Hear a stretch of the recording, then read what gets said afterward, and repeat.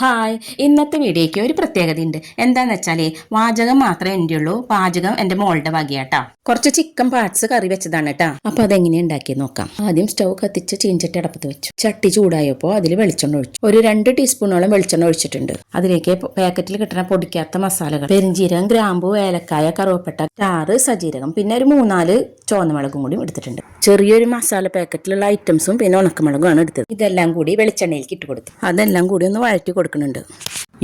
ഉണക്കമുളകെല്ലാം പടക്കം പൊട്ടണ പോലെ പൊട്ടുന്നുണ്ട്. മേലേക്ക് പൊട്ടിത്തെറിക്കാണ്ട് നോക്കണേ. ഇതൊന്ന് ചെറുതായി മൂത്തതിന് ശേഷം വെളുത്തുള്ളി ഇഞ്ചി പേസ്റ്റ് ഇട്ടെടുത്തു. ഇതെല്ലാം കൂടി ഒന്ന് നന്നായി വഴറ്റി കൊടുത്തിട്ടുണ്ട്. ഇതെല്ലാം നന്നായി മൂത്ത് വരുമ്പോൾ അതിലേക്ക് 1 കപ്പ് ചെറിയ ഉള്ളി നടുമുറിച്ചിട്ട് കൊടുത്തിട്ടുണ്ട്.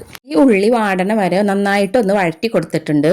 അതിൽ പിന്നെ ഒരു പിടി കറിവേപ്പില ചേർത്തു. ഒന്നും കൂടി ഒന്ന് ഇളക്കി കൊടുത്തതിന് ശേഷം ഒരു 3 സബോള സ്ലൈസായി അരിഞ്ഞതും കൂടെ അതിൽ ചേർത്തിട്ടുണ്ട്. ഈ കറിയിലേക്ക് ഇടേണ്ട എല്ലാ സാധനങ്ങളും ഒരുക്കിയതും അരിഞ്ഞതും ഒക്കെ മോള് തന്നെയാണ് കേട്ടാ. കുറച്ചധികം നേരം തന്നെ ഇത് നന്നായി വഴറ്റിയിട്ടുണ്ട്. ഇതൊന്ന് വാടി വന്നപ്പോൾ അതിലേക്ക് പാകത്തിനുള്ള ഉപ്പ് ചേർത്തു. പിന്നെ 4 പച്ചമുളക് നീളനെ അങ്ങോട്ട് കീറിയിട്ടു. ഈ പച്ചമുളക് നീളനെ കീറിയിട്ടിട്ട് കുറച്ച് നേരം വഴറ്റി അതിനുശേഷമാണ് മല്ലിപ്പൊടി ഇടുന്നത്. 1 ടീസ്പൂൺ മല്ലിപ്പൊടി ഇട്ടു. പിന്നെ 2 ടീസ്പൂൺ മുളക് പൊടി ഇട്ടു. അടുത്തതായി കുറച്ച് മഞ്ഞപ്പൊടി. ഇതെല്ലാം കൂടി നന്നായി ഒന്ന് മിക്സ് ചെയ്ത് ഇളക്കി. ഈ മല്ലിപ്പൊടിയും മുളക് പൊടിയും നന്നായി ഒന്ന് മൂക്കണ വരെയാണ് അത് ഇളക്കിയത് കേട്ടാ. ഈ ചിക്കൻ പാർട്സ് ഇവിടെ അങ്ങനെയൊന്നും വാങ്ങിക്കാറില്ല കേട്ടാ. പണ്ടെങ്ങോ ഒരു ദിവസം കറിയായിട്ട് വാങ്ങിക്കൊണ്ടുവന്നിട്ടുണ്ട്.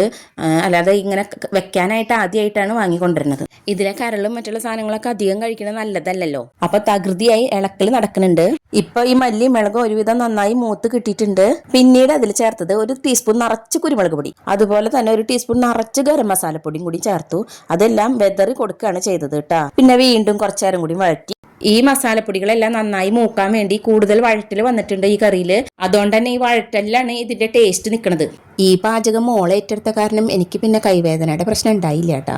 അങ്ങനെ ഇപ്പൊ ഈ മസാലകളെല്ലാം നന്നായി മൂത്ത് വന്നിട്ടുണ്ട്. ഇനി ഇതിലേക്ക് ആ ചിക്കൻ പാർട്സുകൾ ഇട്ട് കൊടുക്കുക. അതിനുശേഷം ഇത് വീണ്ടും നന്നായി കൂട്ടി യോജിപ്പിക്കുക. കരളൊന്നും ഉടഞ്ഞു പോവാണ്ട് ശ്രദ്ധിച്ച് മിക്സ് ചെയ്യാം.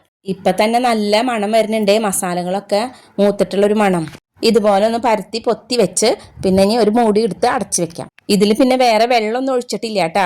ഇതിൽ തന്നെ ചിക്കനിൽ തന്നെ വെള്ളം ഉണ്ടാവേ, അത് ഇറങ്ങി വന്നോളൂ. കരള് വേഗം വെന്ത് കിട്ടുമെച്ചാലും മറ്റുള്ള പാർട്സുകൾ വേവാൻ കുറച്ച് സമയം വേണം. അതുകൊണ്ട് തന്നെ കുറച്ചധികം നേരിട്ട് വേവിക്കണം.